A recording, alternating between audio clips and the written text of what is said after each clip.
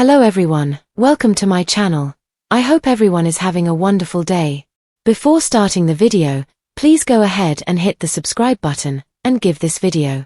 Gold Rush: What happened to the infamous mansion? Gold Rush star Parker Schnabel has been through many ups and downs throughout his gold mining career. The show almost didn't turn out the way it is now during season 1. Numerous cast members have left the show over the years. But there's one thing that has kept many people curious during, and it's none other than the mansion. Keep reading to see the discussion. Gold Rush: What happened on season 1? The first season of Gold Rush focused on Todd Hoffman and his crew's journey to Alaska They faced many issues, especially when it came to their equipment. Financial struggles tore the crew piece by piece. There was so much drama, and some of them began to lose houses and gamble their remaining savings. They spent over $270,000 only to make over $20,000. Some viewers believe they from gold mining, and most of their income came from the show, investors, and endorsements. What happened to the mansion from season 1? Some Gold Rush fans on social media in season 1. According to the poster, they're curious about what happened to the property, as it never got shown again. The OP added that Greg Remsburg was building the large cabin on land that was never his own, while Fred Hurt lived in a hut next to the massive house with 5 bedrooms. Some said the house may have been sold, especially with all they faced during season 1. Regardless, it's one of the many plot holes that fans have seen throughout the show. At this point, Greg is no longer active on social media, making it hard to tell what happened to the house.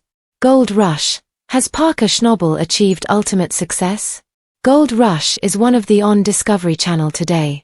The season is about to reach its finale, and Parker Schnabel is trying his best to make a profit out of his $15 million investment in Dominion Creek.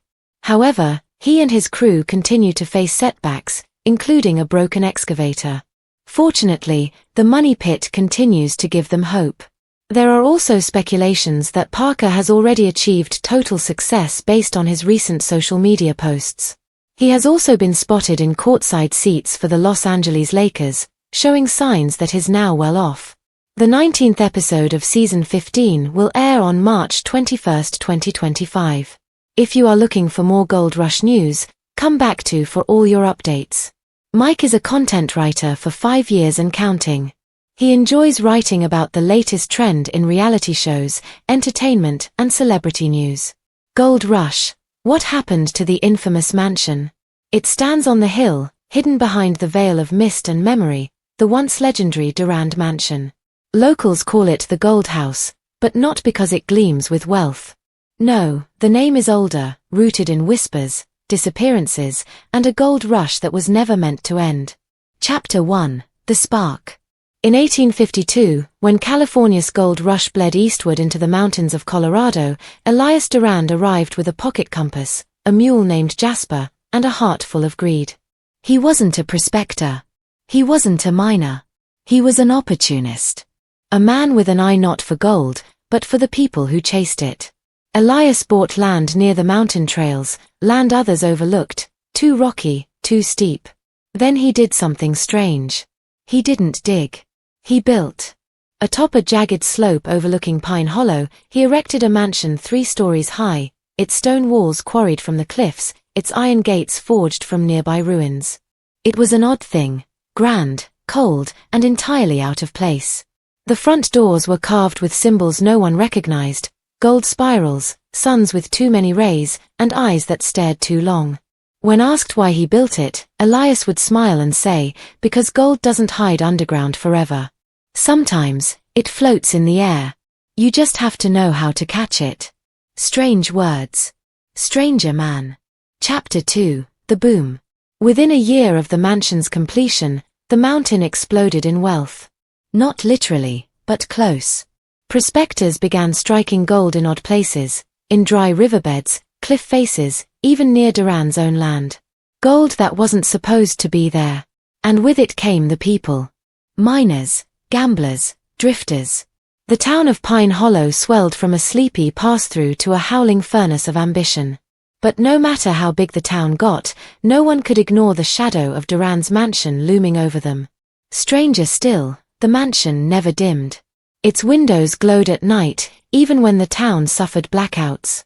Parties were held inside, but no invitations were ever sent. Music would float down from the hill, strange and slow, like ballroom tunes heard underwater. Some said the guests never left. Those who visited the mansion, a rare few, came back different. Sheriff Amos Beale was one. After visiting the mansion to investigate a missing prospector, he returned pale, quiet, and resigned from his post 2 days later. Said he had to get the gold dust out of his head. He died in a Denver asylum 3 months later, muttering about the golden eyes in the walls. Stories piled up. A prospector found a nugget the size of his fist in a stream downhill from the mansion, and drowned in a puddle the next day. A child wandered too close to the gates and came back unable to speak, ever again. A preacher declared the mansion a house of the devil, then vanished in broad daylight while walking to his chapel. Chapter 3, The Collapse. It all fell apart in the winter of 1856. The gold dried up, not slowly, but in a week. Mines went from fruitful to barren overnight. Rivers stopped giving. The town panicked. People fled. Pine Hollow emptied, fast. Then came the fire. Eyewitnesses, few as they were, said the mansion lit up one night in January. A scream echoed across the hollow, not from a person, but something larger. Brighter. Fire burst from the top of the mansion, golden flames that didn't smoke, didn't burn the trees, but turned the sky the color of molten coin.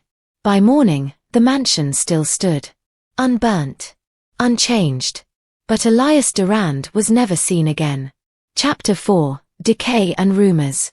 For over a century, the mansion stood empty. Nature reclaimed Pine Hollow. The mansion, however, remained untouched. Ivy wouldn't grow on it. Rain slid off it like oil. Glass stayed unbroken. People who tried to loot it couldn't get the doors open. Tools broke. Compass needles spun near it. GPS today? Useless. Rumors evolved. Some said Durand found a vein of gold that was alive, intelligent, a god beneath the mountain. Others whispered that he didn't find gold, but something older, and fed its souls in exchange for wealth. A more recent theory suggests the mansion itself is a machine, a device meant to refine something more valuable than gold, time, memory, or even reality. The military scouted it in the 1970s. A team went in. None came out. A week later, the government declared the area a protected wildlife reserve. No explanation. No details. And so it waits. Chapter 5, The Return. In 2025, a drone belonging to a viral YouTuber named Lexi Moore captured footage of the mansion's rooftop. The video, called Uncovering the Mansion from the Gold Rush, What They Hid, got 12 million views in 3 days. Lexi disappeared on day 4. What made her video different was the light. It showed a symbol on the roof, a gold sun with spiral arms, glowing faintly. She had captioned it. Expeditions were launched. Tech companies offered rewards. Paranormal investigators arrived by the dozens. A few entered the mansion. None left the same. The most credible account came from a journalist named Marco Yuan. He spent 72 hours in Pine Hollow before sending one encrypted file to his editor and vanishing.